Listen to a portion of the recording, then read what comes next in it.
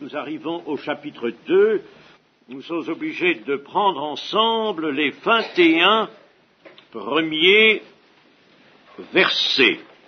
Même si nous n'étudions pas tout cela, nous sommes obligés de lire l'ensemble de ce récit. Chapitre 2 des Actes. Le jour de la Pentecôte, ils étaient tous ensemble, dans le même lieu. Tout à coup, il vint du ciel un bruit, comme celui d'un vent impétueux, et il remplit toute la maison où ils étaient assis. Des langues semblables à des langues de feu leur apparurent, séparées les unes des autres, et se posèrent sur chacun d'eux. Et ils furent tous remplis du Saint-Esprit, et se mirent à parler en d'autres langues, selon que l'Esprit leur donnait de s'exprimer. Il faut ajouter le verbe grec, le désir, le vœu, s'exprimer clairement. Or, il y avait en séjour à Jérusalem des Juifs hommes pieux de toutes les nations qui sont sous le ciel. Au bruit qui eut lieu, la multitude accourut, et elle fut confondue parce que chacun les entendait parler dans sa propre langue. Ils étaient tous dans l'étonnement et la surprise, et ils se disaient les uns aux autres, « Voici ces gens qui parlent, ne sont-ils pas tous Galiléens? Et comment les entendons-nous dans notre propre langue à chacun, dans notre langue maternelle? Parthes, Mèdes, Élamites, ceux qui habitent la Mésopotamie, la Judée, la Cappadoce, le Pont, l'Asie, la Phrygie, la Pamphylie, l'Égypte, le territoire de la Libye voisine, de Cyrène, et ceux qui sont venus de Rome, juifs et prosélytes, crétois et arabes, comment les entendons-nous parler dans nos langues des merveilles de Dieu? Ils étaient tous dans l'étonnement, et ne sachant que penser, ils se disaient les uns aux autres, « Que veut dire ceci ?» Mais d'autres se moquaient, et disaient, « Ils sont pleins de vin doux. » Alors Pierre, se présentant avec les 11, éleva la voix et leur parla en ces termes. « Hommes juifs, et vous tous, qui séjournez à Jérusalem, sachez ceci et prêtez l'oreille à mes paroles. Ces gens ne sont pas ivres comme vous le supposez, car c'est la 3e heure du jour. Mais c'est ici ce qui a été dit par le prophète Joël. Dans les derniers jours, dit Dieu, je répandrai de mon esprit sur toute chair. Vos fils et vos filles prophétiseront, vos jeunes gens auront des visions, et vos vieillards auront des songes. Oui, sur mes serviteurs et sur mes servantes, dans ces jours-là, je répandrai de mon esprit et ils prophétiseront. Je ferai paraître des prodiges en haut dans le ciel et des miracles en bas sur la terre, du sang, du feu et une vapeur de fumée. Le soleil se changera en ténèbres et la lune en sang, avant l'arrivée du jour du Seigneur, de ce jour grand et glorieux. Alors, quiconque invoquera le nom du Seigneur sera sauvé. Amen. Dans notre texte, il manque un mot dès le premier verset.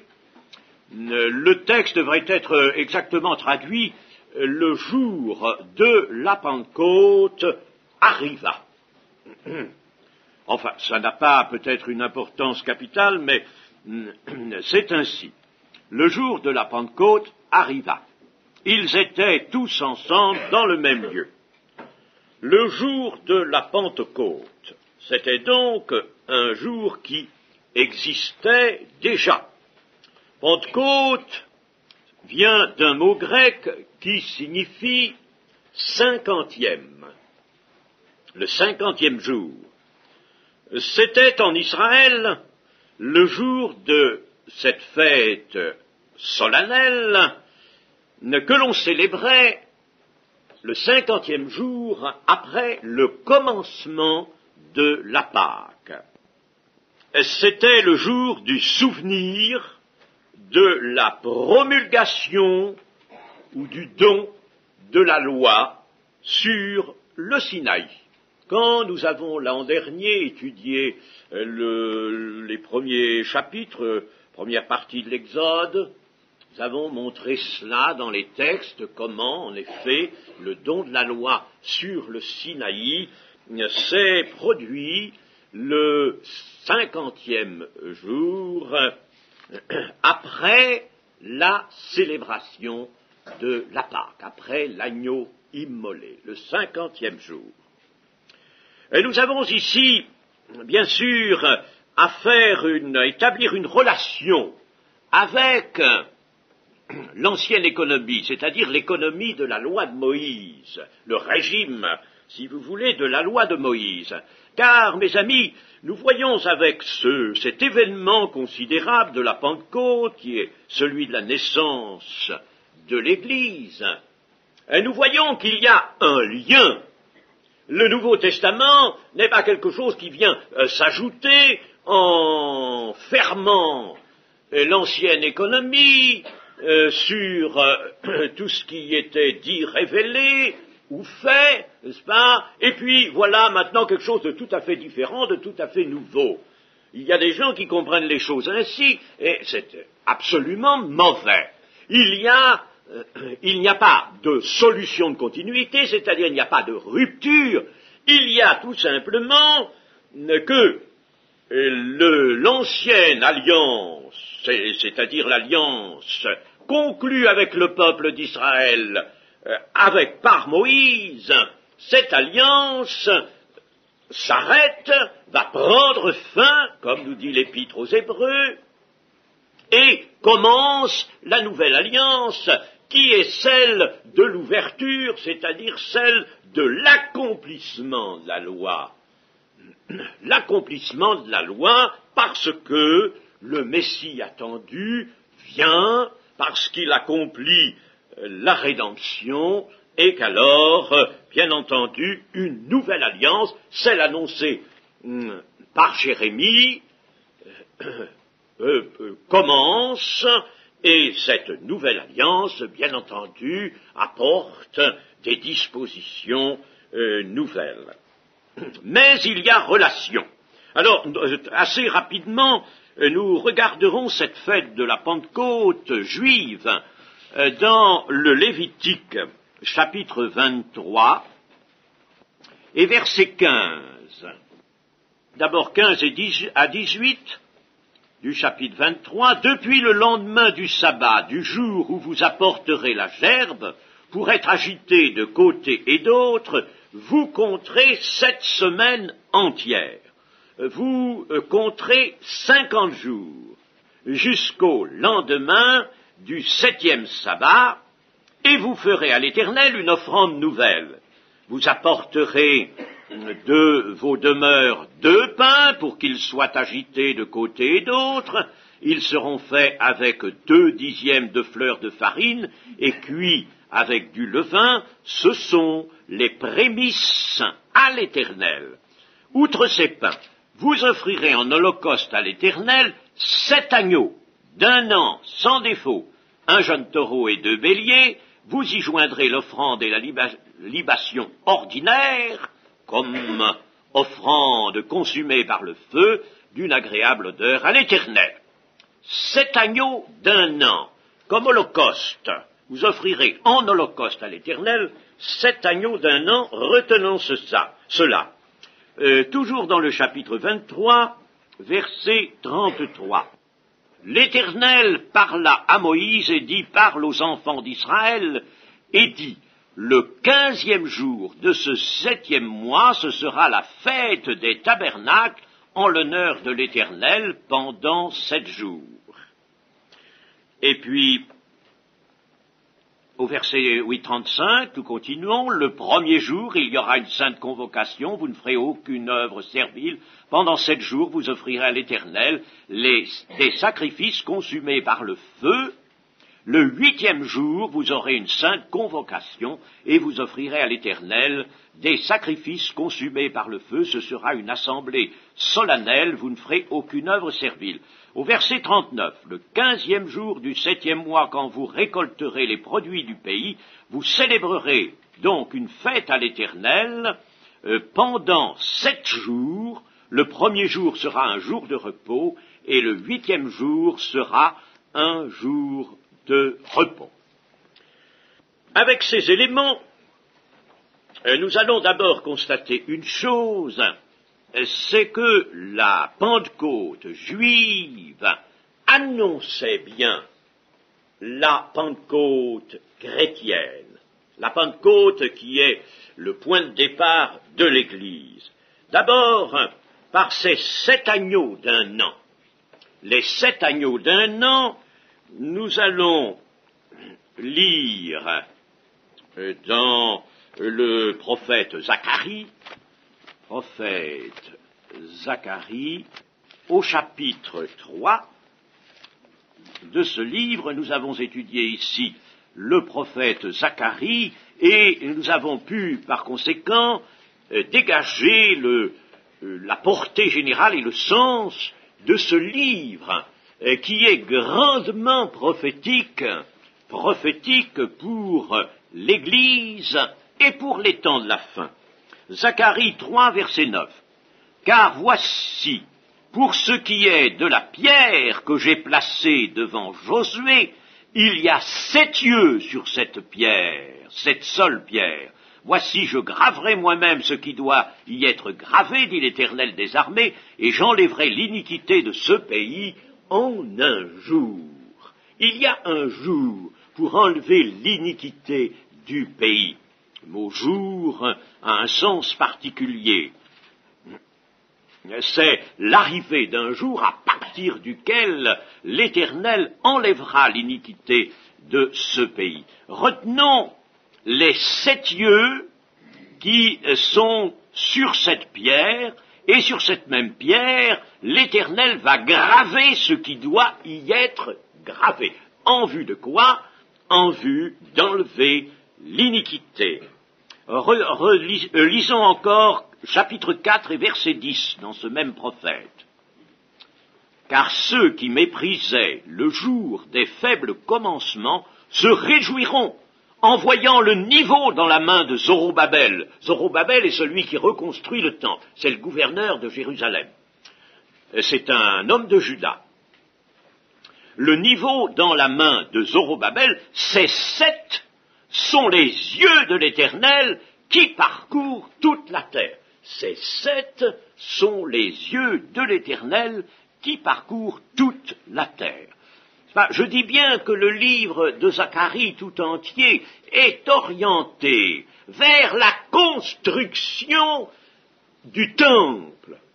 Non pas seulement le temple que le souverain sacrificateur Josué avec Zorobabel, qui est le gouverneur et qui en somme tient lieu d'un roi en Juda, il est d'ailleurs de race royale, descendant de David. Eh bien, ce n'est pas seulement pour ce temple, mais le chapitre 6 de Zacharie nous le dit, n'est-ce pas? Un homme dont le nom est Germe viendra et il bâtira, lui, son temple, il dominera sur son trône. Il sera donc assis sur un trône, il sera souverain sacrificateur et il dominera. Et bien entendu, cet homme dont le nom est Germe, c'est le Messie annoncé, c'est Jésus-Christ. D'autant plus que dans le livre, chapitre 6, il est dit, il bâtira, non pas Beth Yavé, la maison de l'Éternel, mais il bâtira Écal, ce qui veut dire le sanctuaire, le grand sanctuaire royal. Et ce sanctuaire royal, nous l'avons montré, c'est l'Église. Il bâtira son temple. C'est l'Église. Donc vous voyez, le livre de Zacharie, n'est-ce pas, projette là, clairement, la prophétie éclaire d'avance l'avenue de l'Église. Et pour l'Église, il y a les 7, il y a des choses qui vont être gravées, et il y a les 7, les yeux de l'Éternel, ces 7 sont les yeux de l'Éternel qui parcourent toute la terre. Nous allons nous reporter maintenant à l'Apocalypse. Chapitre 4 d'abord, et verset 5. Du trône sortent des éclairs, des voix et des tonnerres. Devant le trône brûlent 7 lampes ardentes, qui sont les 7 esprits de Dieu. Amis, cela est vu par Jean, mais cela s'est produit le jour de la Pentecôte. C'est le jour de la Pentecôte que les 7 esprits de Dieu, c'est-à-dire la plénitude d'œuvre de l'Esprit de Dieu, s'est manifestée sur la terre entière. Le Seigneur avait dit à ses apôtres qu'ils iraient jusqu'aux extrémités de la terre. Au chapitre 5 de l'Apocalypse et au verset 6, nous lisons « Et je vis au milieu du trône et des 4 êtres vivants et au milieu des vieillards un agneau qui était là comme immolé. » Voyons bien que l'agneau immolé, ça ne se produit pas à la fin des temps, ça se produit c'est la dernière Pâque, c'est la Pâque chrétienne, n'est-ce pas? La Pâque est la résurrection, mais juste avant la Pâque, s'était produit cette immolation de l'agneau. L'agneau qui est notre Pâque. Alors, un agneau qui était là comme immolé, il avait 7 cornes et 7 yeux. 7 cornes, c'est l'autorité, la pleine autorité, tout pouvoir dans le ciel et sur la terre. Et 7 yeux qui sont les 7 esprits de Dieu envoyés par toute la terre, la totalité de l'Esprit de Dieu, la plénitude de l'Esprit de Dieu, répandue, c'est le mot, sur toute la terre. Et pas plus que l'immolation, cela n'attend la fin des temps, n'est-ce pas? Cela s'est produit, bien sûr, au commencement de l'Église. L'Église naît parce que l'agneau est immolé, il est ressuscité, et voici que 50 jours après la Pâque, l'Esprit de Dieu est répandu sur la terre. Alors tout cela, il faut le relier, n'est-ce pas? La vision que Jean a dans l'Apocalypse, elle porte d'abord sur des choses qui sont déjà réalisées. Nous avons parlé d'un 8e jour, mais le don à l'Éternel du premier-né, c'est une chose qu'il n'est pas souvent remarqué, le don. Vous savez qu'en Israël, il fallait que tout premier-né de l'âne, le veau, par exemple, le premier-né, n'est-ce pas, soit donné à l'Éternel. Et le don à l'Éternel du premier-né se faisait le 8e jour. Non pas le 7e, mais le 8e. Le Seigneur Jésus-Christ a été circoncis, selon la loi, non pas le 7e, mais le 8e jour. Et la fête durait 7 jours, et il y avait un 8e jour qui était le jour du repos. Qu'est-ce que cela signifie, alors que dans l'Ancien Testament, tout prépare le Nouveau? Je ne parle pas de symboles, parce que je n'aime pas trop introduire cette idée de symbole. Ce ne sont pas des symboles, ce sont des réalités qui annoncent d'autres réalités, de plus grandes réalités, comme le temple de Pierre annonçait une plus grande réalité, une maison qui aurait beaucoup plus de gloire que la première. Eh bien, le 8e jour, c'est précisément ce jour nouveau, ce jour de repos, ce jour où le Seigneur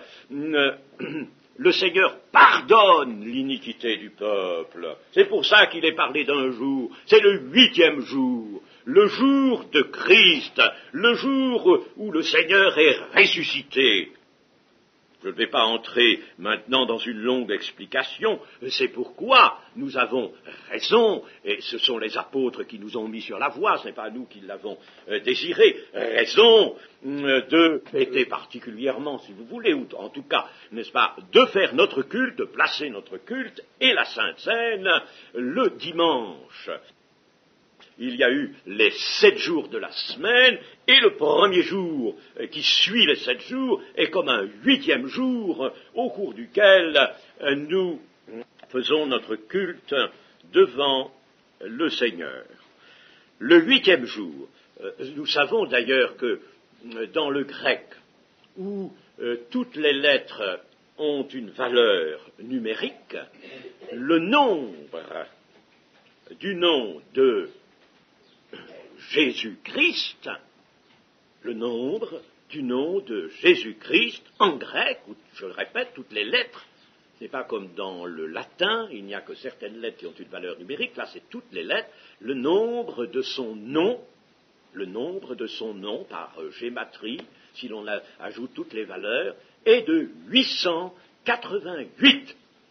Ça, si je fais opposition au nombre du nom de la bête, de l'Antichrist, qui est de 666 avant le 7, tandis que là, le nombre du nom de Jésus est, après le 7, un jour nouveau, le jour nouveau dont nous parle le chapitre 4 de l'Épître aux Hébreux.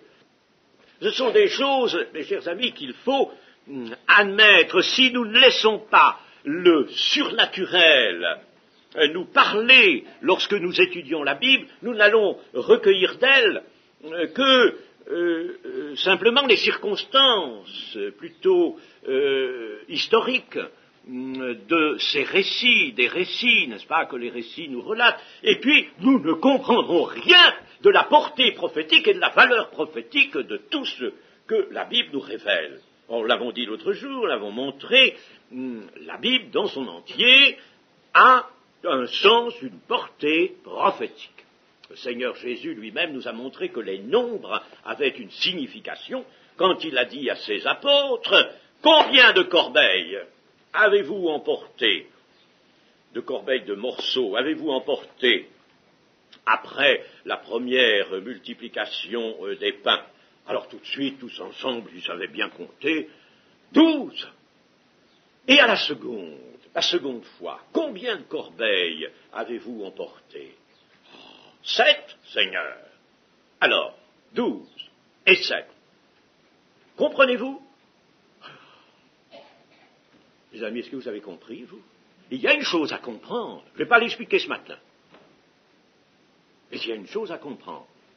Quelque chose à comprendre. Enfin, le Seigneur Jésus nous a montré, en tout cas par là, que les nombres ont un sens. Nous le savons dans la Bible. Nous ne pouvons pas comprendre l'Apocalypse si nous ne comprenons pas la signification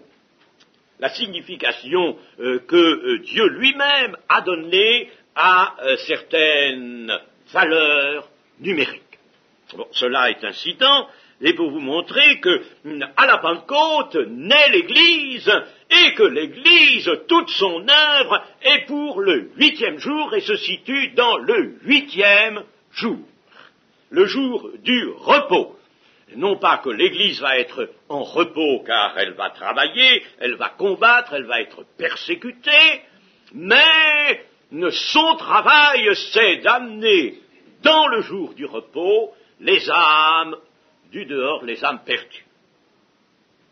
Ainsi, la loi avait été donnée sur le Sinaï 50 jours après la Pâque, l'agneau de Dieu est immolé, et 50 jours après sa résurrection, l'Esprit, qui est le doigt de Dieu, je prends l'expression de Jésus, n'est-ce pas, le royaume de Dieu est venu, le doigt de Dieu, c'est le doigt de Dieu, c'est-à-dire la puissance de Dieu qui se met à l'œuvre, l'Esprit, qui est le doigt de Dieu, est donné à l'Église. C'était l'époque, je me reporte encore à la situation en Israël, c'était l'époque de la moisson. Et l'on mettait à ce moment-là la faucille aux gerbes. Et l'on recueillait le fruit de la terre. Nous l'avons lu tout à l'heure dans le Lévitique. eh bien la parole de Dieu, de même, devient la fossile dont Dieu se sert pour la moisson des arts. Vous voyez la correspondance entre cette époque de moisson où se situait la Pâque juive et la moisson qui va commencer parce que le doigt de Dieu vient sur la terre, parce que les 7 esprits de Dieu sont envoyés par toute la terre. Rappelons-nous ce qu'a dit le Seigneur Jésus, levez les yeux et regardez les champs qui déjà blanchissent pour la moisson. Et ailleurs, en Matthieu 9, le Seigneur dira, la moisson est grande. Il y a peu d'ouvriers, la moisson est grande. Il y a peu d'ouvriers. L'Église, dans un sens, c'est elle qui ensemence la terre, et c'est elle aussi qui doit opérer une moisson. Je ne parle pas de celle dont cette image dont le Seigneur s'est servi dans Matthieu 13, la moisson finale. C'est un autre emploi de l'image des moissons, cela. Mais dans Jean 4 et au verset 35, ne dites-vous pas qu'il y a encore 4 mois jusqu'à la moisson? Voici, je vous le dis, levez les yeux et regardez les champs qui déjà blanchissent pour la moisson. Celui qui moissonne reçoit un salaire et amasse des fruits pour la vie éternelle. Amasse des fruits pour la vie éternelle. C'est ça l'œuvre de l'Église, d'amasser des fruits pour la vie éternelle, afin que celui qui sème et celui qui moissonne se réjouissent ensemble. Car en ceci, ce qu'on dit est vrai. Autre est celui qui sème, et autre celui qui moissonne. Je vous ai envoyé moissonner ce que vous n'avez pas travaillé, d'autres ont travaillé, et vous êtes entrés dans leur travail. Voilà déjà ce qui configure l'Église, l'Église qui naît le jour de la Pentecôte. Nous pourrions nous poser cette question maintenant, mais évidemment ce que je dis est peut-être déjà, que je viens de dire, déjà peut-être suffisant, mais posons-nous quand même la question. Pourquoi l'effusion du Saint-Esprit? Et si je pose cette question, c'est bien sûr pour y répondre, et c'est parce que, généralement, l'on n'a pas du tout entrevu, vu même, le volume dans son entier de toute l'œuvre qui se trouve là, commencée par l'effusion du Saint-Esprit, et qui se trouve dépendante pendant toute la carrière de l'Église de l'effusion du Saint-Esprit, de la présence du Saint-Esprit. Le Seigneur, sur la croix, a prononcé cette parole, tout est accompli. Tout est accompli. Par conséquent, il n'y a plus rien à faire. Il n'y a plus rien à faire. Tout est accompli, il n'y a plus rien à mettre en place. Tout est mis en place. C'est fini, tout est mis en place. Qu'est-ce qu'il faut faire, alors? Eh bien, le Seigneur nous l'avait dit dans des paraboles, par des paraboles. Ce qu'il faut, c'est mettre en exploitation ce qui est accompli. Il remet ses biens à ses serviteurs, le maître qui s'en va pour un long voyage. Il remet tous ses biens à ses serviteurs. Et puis il leur dit, faites valoir. Allez, faites valoir. C'est fini, c'est accompli, c'est acquis, les biens sont acquis, la rédemption est là, tout ce que comporte la rédemption est prêt. C'est fini. La réconciliation avec Dieu est faite, la victoire sur le péché et sur son aiguillon, la mort, elle est acquise. Christ est même retourné au Père. Il y a des apôtres, il y a un noyau de disciples, les 120, pour former l'Église. La prédication de la croix et de la résurrection est prête, tout ça est prêt. Alors, voyez, tout est accompli, tout est en place. Mais faites valoir. Voilà l'Église. Faites valoir. vous avez les biens de l'Éternel, faites valoir. Oui, mais faire valoir, c'est très beau. Mais le Seigneur Jésus, lui, au commencement de son ministère, sur son humanité, a reçu la plénitude du Saint-Esprit. Le Saint-Esprit est même venu sous une forme visible, sous la forme d'une colombe. Et alors là, Luc nous dit bien qu'il fut rempli du Saint-Esprit. L'expression est appliquée à Christ en son humanité, bien entendu, n'est-ce pas? Je ne parle pas de sa divinité, il n'avait pas besoin d'être rempli dans sa divinité, mais dans son humanité, qui est là le champ expérimental et le champ d'action, n'est-ce pas? L'humanité, c'est le creuset dans lequel Dieu va accomplir la rédemption au milieu des hommes. Alors, le Seigneur avait été rempli. Et bien entendu, si après le tout est accompli et le départ de Jésus lors de l'ascension, si plus rien ne s'était produit, les 120 se seraient trouvés là dans la nécessité de faire valoir, d'ensemencer la terre, comme le Seigneur leur avait dit, n'est-ce pas? Mais avec quels moyens? Avec quelles armes? Avec quelles armes? Le Seigneur aurait dit, en somme, à peu près ceci, n'est-ce pas? Vous allez faire ce travail, faire valoir. Maintenant, les moyens, les armes, les outils, si vous voulez, ça je les emporte. Ça je les garde par devers moi. Vous ne les aurez pas. Et c'était impossible. Il fallait les armes, il fallait les moyens, il fallait les outils. Et les armes, les moyens, c'est le Saint-Esprit qui les apporte. Voilà pourquoi il faut une effusion du Saint-Esprit. Le Saint-Esprit, c'est lui donc qui va, des 120, de ce noyau des 120, faire une Église. Car l'Église, corps de Christ, est dans le dessein de Dieu. Il ne peut y avoir d'Église si le Saint-Esprit ne vient pas lui apporter donc les armes de Dieu, et ces armes de Dieu, vous savez ce qu'il en est dit, ces armes de Dieu, elles sont spirituelles, ce qui veut dire tout de suite qu'elles ne sont pas humaines. J'emploie le mot de Paul, charnel, pas dans un sens péjoratif. Charnel, ça veut dire qu'elles ne viennent pas de l'homme. Elles seront données à l'homme, prêtées, si je puis dire, à l'homme, mais elles ne viennent pas de l'homme. Elles ne sont pas de l'homme, elles ne sont pas charnelles, elles sont spirituelles, ne sont pas humaines.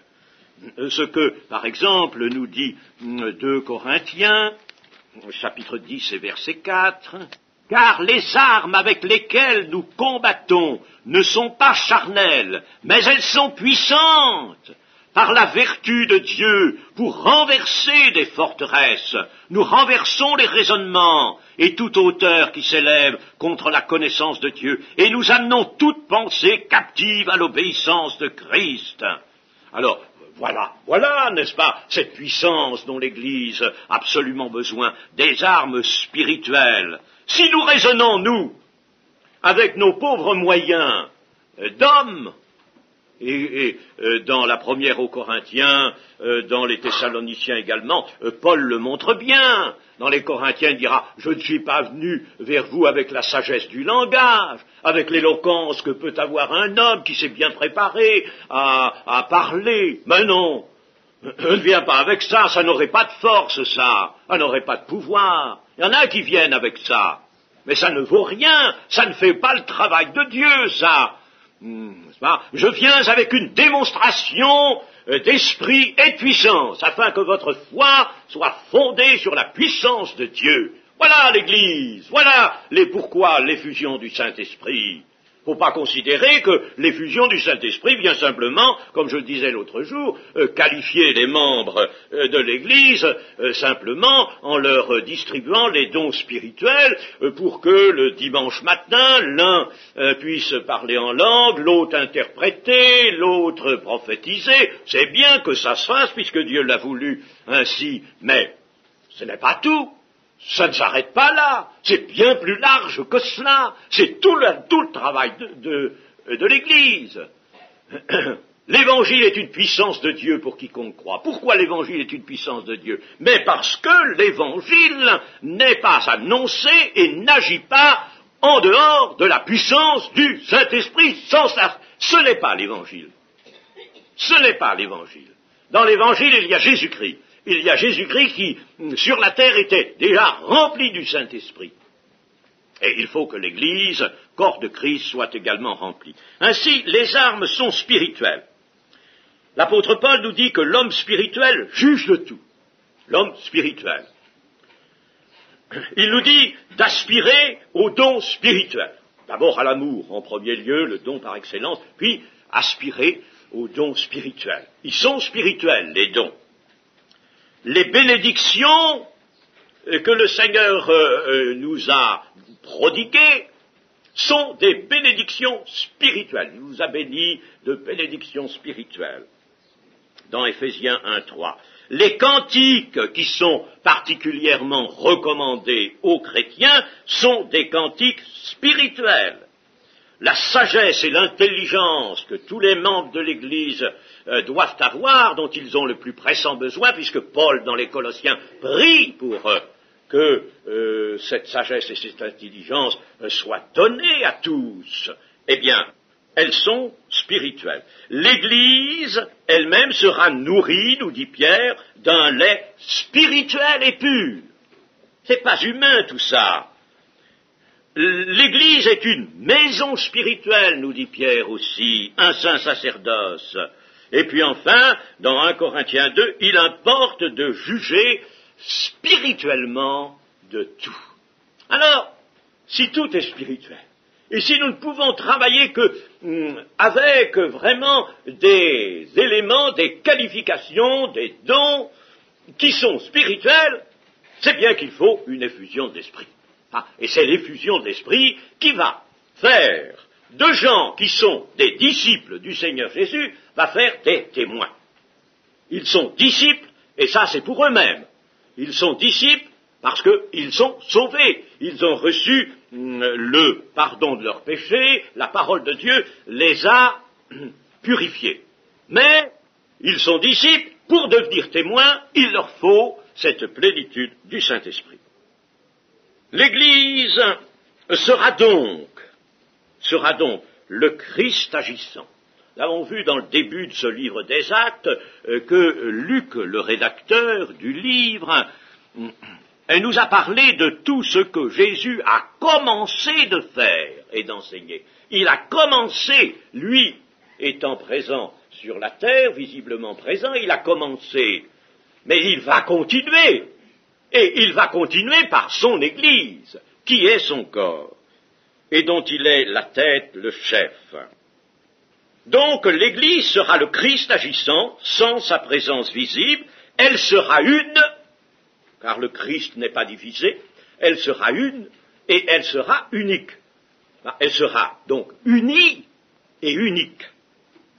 Les hommes ne l'auront pas fondée, elle ne devra rien à la fondation des hommes, à l'initiative des hommes, elle sera fondée par Dieu. Les 120 qui sont en prière dans la chambre haute ne sont pas encore l'Église. Ils sont convertis pour eux, mais ils ne sont pas encore armés pour combattre et pour vaincre.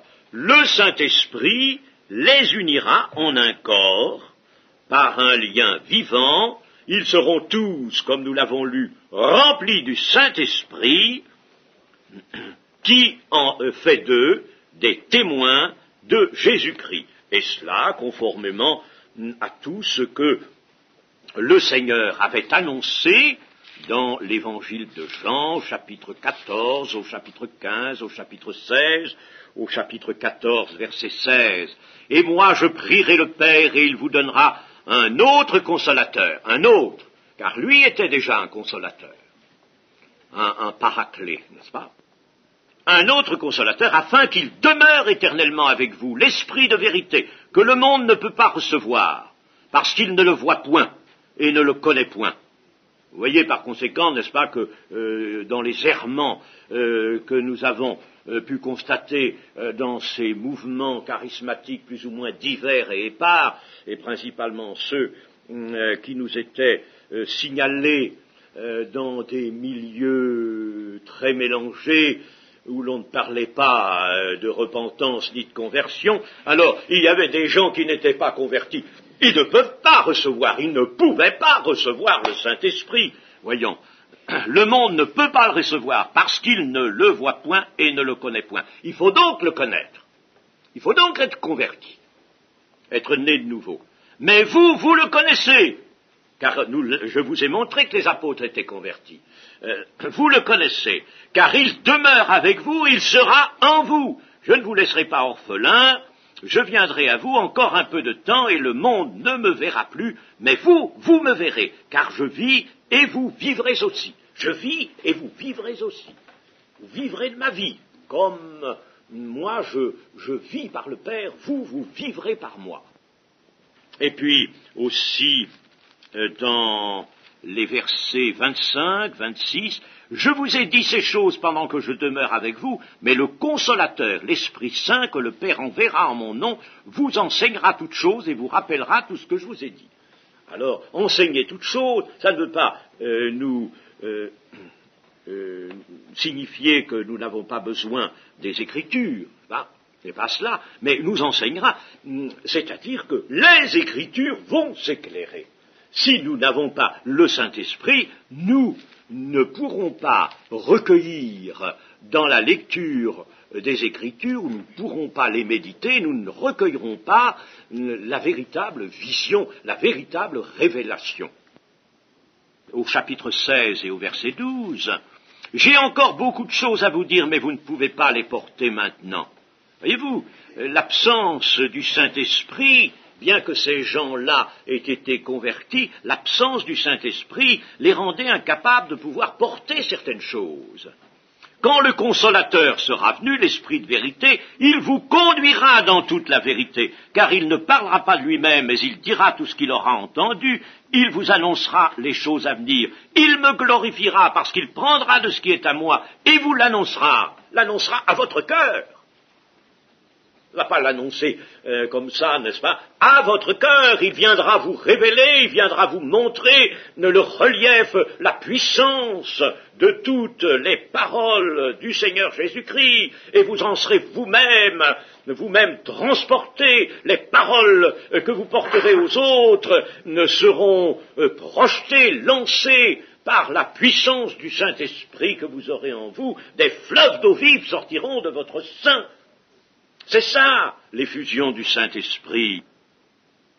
Enfin, il y a bien d'autres passages, je m'arrête là, dans la consultation de l'évangile de Jean. Revenons à l'événement lui-même. Les 120 étaient dans un même lieu. Alors, ce lieu, forcément, n'était pas une maison absolument fermée, c'était plus la chambre haute. Ils étaient probablement dans les parvis du temple, ou alors peut-être étaient-ils dans un des auditoires annexes du temple, et alors ces auditoires avaient toujours un côté ouvert. Alors ils étaient peut-être dans ces auditoires, il y en avait un certain nombre qui étaient des auditoires annexes du temple. Peut-être étaient-ils là. Enfin, ils étaient dans une maison, enfin le mot maison veut dire dans un bâtiment, n'est-ce pas? Mais on les entendra, ce qui fera accourir la multitude. Et il faut bien qu'il y ait déjà place pour les 120 qui sont assis, ils ne sont pas debout, ils sont assis, et la multitude va accourir. Donc il y avait une certaine place. Quelle heure était-il? Il était 9 heures du matin. 9 heures du matin. C'est Pierre qui le dit au verset 15, la 3e heure. Ils étaient assis, priant ou écoutant peut-être une lecture. Le premier signe au cours de cette assemblée, de cette réunion, le premier signe est un signe qui frappe les oreilles. On entend un bruit qui rappelle celui d'un vent violent et qui descend du ciel. n'est-ce pas, nous dit le texte, tout à coup il vint du ciel un bruit. Et le bruit n'est pas un bruit qui passe d'est en ouest, par exemple, ou du nord au sud, mais c'est un bruit qui vient d'en haut, un bruit qui descend du ciel, un bruit retentissant comme un écho sonore, puisqu'il remplit toute la maison. Alors, comme un écho sonore, hein, il remplit toute la pièce où sont les 120. Et puis alors, voici après un autre phénomène, voici ce qui est vu, alors un phénomène qui sera vu, celui-là, il ne sera pas entendu, il sera vu. Des langues semblables à des langues de feu, qui sont séparées les unes des autres, et ces langues descendent elles aussi, et il s'en pose une sur chacun des personnes qui étaient assemblées pour prier, des 120. Enfin, un troisième fait extraordinaire, qui est amené par les deux précédents faits, le vent et les langues de feu. Voici que les 120 sont remplis du Saint-Esprit et se mettent à parler en d'autres langues, selon que l'Esprit leur donnait de s'exprimer. Arrêtons-nous un peu sur ces différents faits extraordinaires que nous venons de rappeler. D'abord, le vent violent. Nous sommes lecteurs de la Bible et nous savons que dans la Bible, il est parlé du Saint-Esprit comme du vent. D'ailleurs, dans l'Ancien Testament, le Saint-Esprit, l'Esprit de Yahvé, c'est la rouach, le vent, le souffle de Yahvé. Et puis, dans le Nouveau Testament, le Seigneur Jésus, dans l'Évangile de Jean, chapitre 3, dit lui-même, le vent souffle où il veut et tu en entends le bruit, mais tu ne sais d'où il vient ni où il va. Et cela nous fait dire que l'esprit est libre. C'est bien d'ailleurs le sens de la parole du Seigneur, le vent souffle où il veut et tu en entends le bruit. Il est libre. Il fera donc la volonté de Dieu. Et seulement cela. Dieu, nous l'avons montré, est libre. Nous avons consacré un paragraphe de notre première étude du matin dans le cours de cette retraite à montrer que Dieu était libre. Ainsi, il est impossible de saisir le Saint-Esprit. On ne peut que l'attendre, on ne peut que implorer sa venue, et on ne peut que se placer dans des conditions d'obéissance, des conditions de foi et d'obéissance pour le recevoir. Mais on ne peut pas le prendre. C'est pas par volonté d'homme qu'on l'obtiendra. C'est très important, il faut méditer là-dessus, parce que si l'on n'a pas reçu le baptême du Saint-Esprit, et que bien entendu on le désire, je pense bien qu'on doit avoir ce désir, eh bien, sachons que ça n'est pas avec des efforts que l'on demandera à soi-même qu'on y parviendra. Il faudra, bien entendu, prendre connaissance de ce que la Bible nous enseigne, la prière, le Saint-Esprit sera donné à ceux qui le demandent, a dit le Seigneur Jésus. Et puis, se placer dans des conditions de foi, dans des conditions d'humilité, dans des conditions complètes d'abandon au Seigneur, complètes d'abandon pour le recevoir. Abandon aussi de tout ce qui est dur en nous, de tout ce qui fait échec au Saint-Esprit. Le Saint-Esprit ne peut pas venir en nous en plénitude s'il voit que l'emplacement n'est pas libre, s'il voit qu'il sera entravé lui-même, gêné dans son action, par exemple par une volonté personnelle qui reste encore là forte, par des prétentions à quelque chose, par un intellectualisme, par exemple. une propension à tout raisonner, à tout vouloir mâcher humainement, alors le Saint-Esprit ne viendra pas là. Il ne viendra pas. Il faut, n'est-ce pas, qu'il y ait un abandon complet dans l'humilité pour que le Saint-Esprit vienne. Alors, on ne peut faire que cela, parce qu'il est libre, il va où il veut. Et quand il vient, c'est pure grâce de Dieu. Quand il vient, c'est pure grâce. Et puis le Saint-Esprit nous est montré dans ce grand événement de la Pentecôte en forme de langue de feu.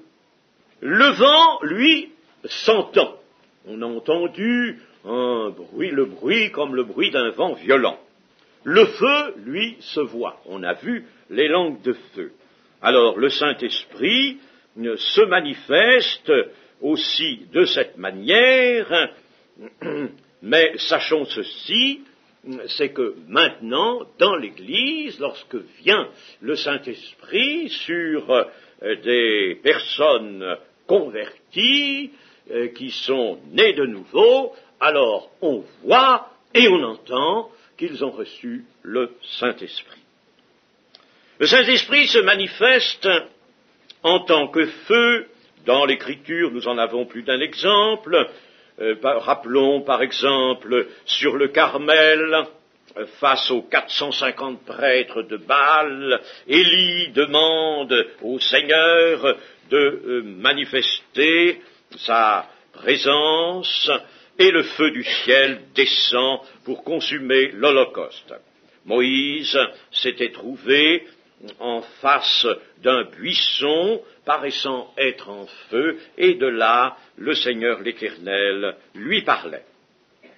Jean-Baptiste annonce le baptême du Saint-Esprit comme un baptême de feu, baptême d'esprit et de feu.